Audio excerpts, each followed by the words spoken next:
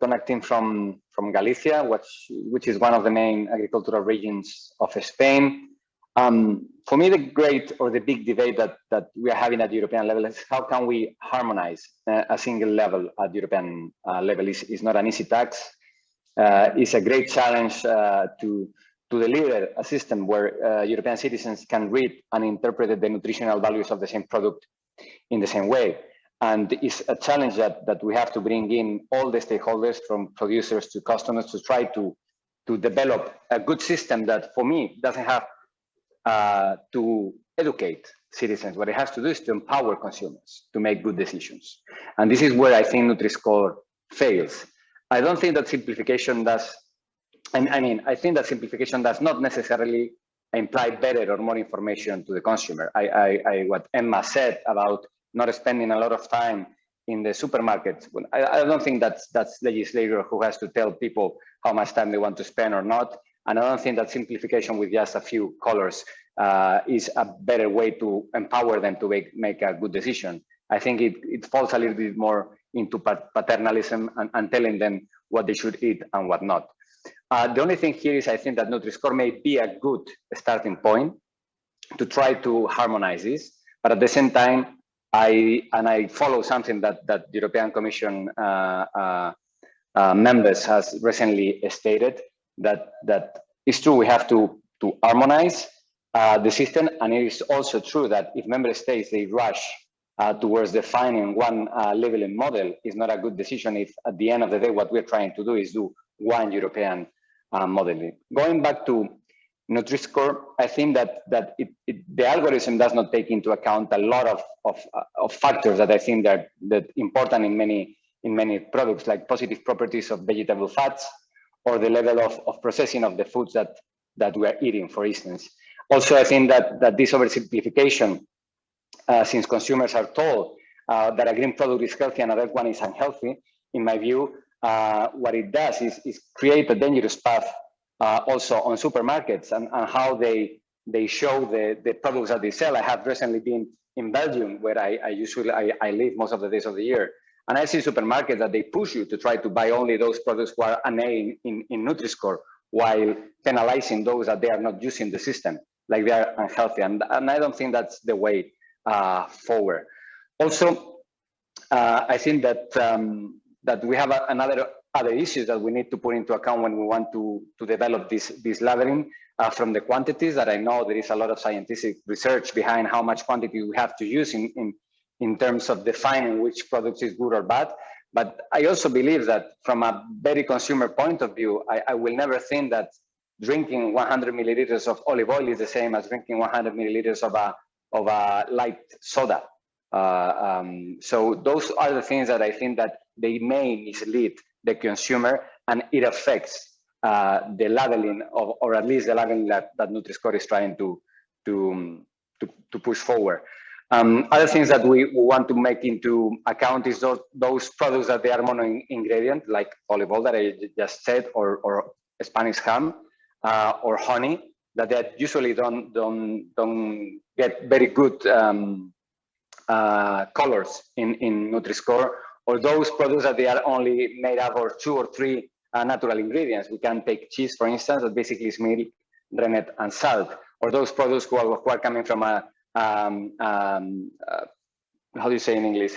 IPO, no IPO, like protective origin of, I don't remember the name, but those products who are in English, but those products who are coming from DOs, from areas, and they are made of certain products that they are defined in such quality, and they are protected, and actually they represent a lot of the cultural image of certain regions, of even countries of the European Union.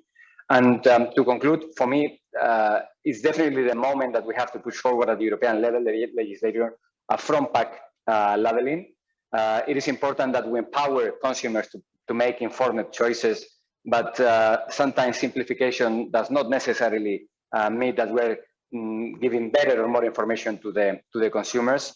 And at the end, also is necessary, I think, that we are waiting for this proposal from the Commission that probably they will publish next year.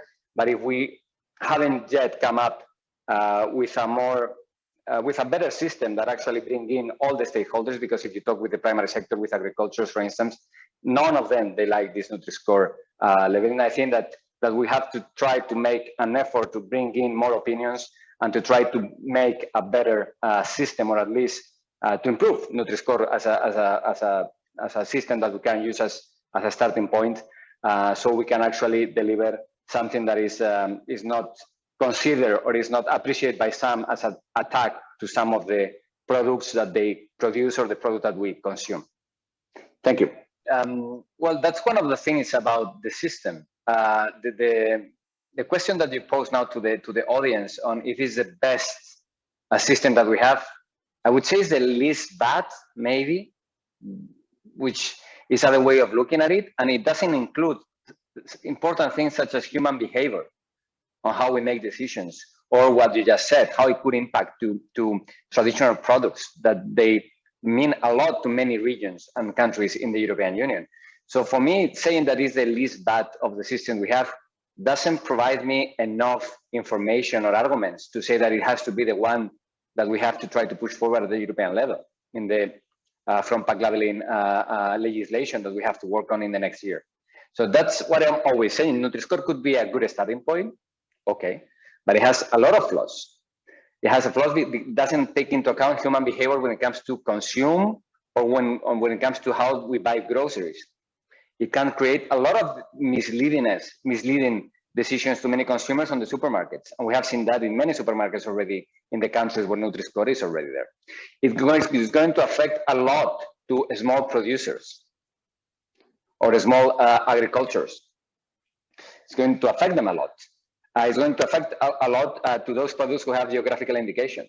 It's going to affect a lot to those products who are made with natural products like cheese. And then we see that, of course, if you just take into account those nutritional values, you are making the game of the big companies, agri-food companies, that they are actually behind this labeling. Because of course, they know how to manage the algorithm, so they have really good results on the A and B labeling. So yes, if we want just to make the game of those big producers, probably Nutri-Score is the best one so far, but it would be one to include all the factors that they should define from pack labeling at European level. No, it doesn't. Because we have to include all those factors to make a good decision and to empower consumers and citizens, not to educate them. And then the last thing, I'm very surprised that at the beginning I see speakers in this panel saying that it's not about telling people what is healthy or unhealthy. It's about nutrition. But then next intervention, and they talk about helping citizens or consumers to choose between the more healthy and the less healthy products. So I don't see a lot of coherence in many of the things that we're discussing today. But anyway, just to finish again, it's not that I'm against Nutri-Score. I think it could be a good starting point, but it needs a lot of improvement to actually become a good tool for society. We have to include how humans behave when it comes to these things.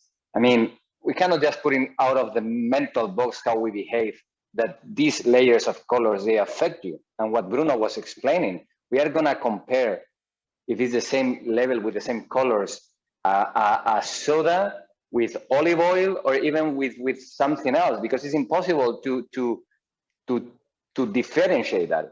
I mean, at the end, most of the people will not know how this works. So they're just gonna focus on the color. And of course, we are gonna mix everything. It's natural, it's obvious.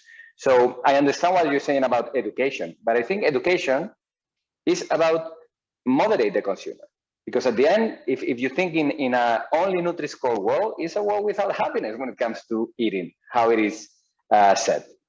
I think eating, even if I get a cheese with a lot of fat, if I get a little piece of that cheese on Friday's night because I go for dinner, I think that's even healthy at the same time. So we have to include human behavior on this, and we have to educate that we have to be moderate on the way we eat.